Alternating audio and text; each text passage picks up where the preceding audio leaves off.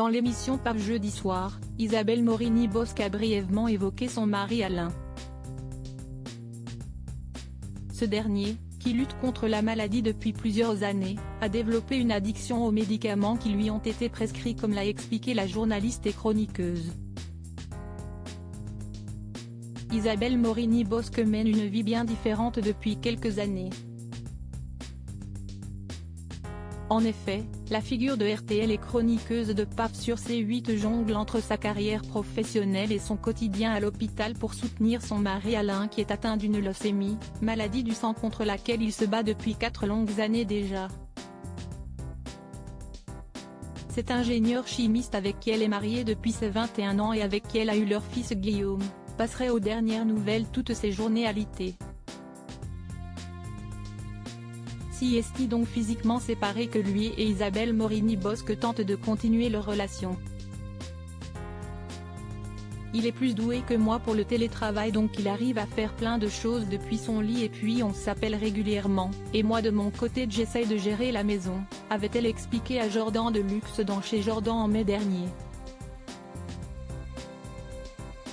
Depuis, Isabelle Morini-Bosc s'est voulue plus discrète quant à la santé d'Alain, mais, dans Pape Jeudi Soir, elle a confié qu'il avait vécu des épisodes compliqués en raison de l'addiction à un médicament développé par son mari. Je viens de le découvrir à notre détriment familial. Je précise que tout, Dieu merci, est rentré dans l'ordre, a-t-elle précisé d'entrée. Et de poursuivre, à mon mari, qui a 2 pathologies lourdes, cancéreuses et cardiaques, on lui a donné du tramadol. Le tramadol peut être prescrit dans le cadre de douleurs modérées à intenses, et est considéré comme un antalgique de palier 2, sur une échelle de 3. Moi, je ne sais pas, je ne vais pas sur internet pour voir ce que sont les médicaments. On ne lui a pas dit à quel moment il fallait l'arrêter, donc lui, il a continué le traitement. Et pour parler vulgairement, il est parti en couille, complètement. Des conséquences cérébrales. L'ancienne chroniqueuse de Touche pas à mon poste précise qu'Alain était alors victime de tremblements frénétiques et que la prise de tramadol avait même eu des conséquences sur son cerveau.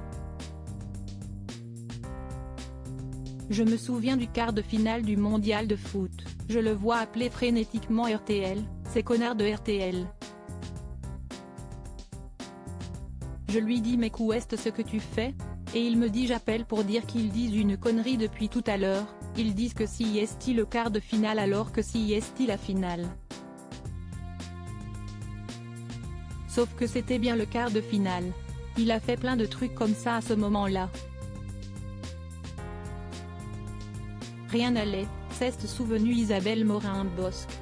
Face à ces comportements inquiétants, la journaliste et son mari avaient fini par consulter et la prise de tramadol avait été stoppée.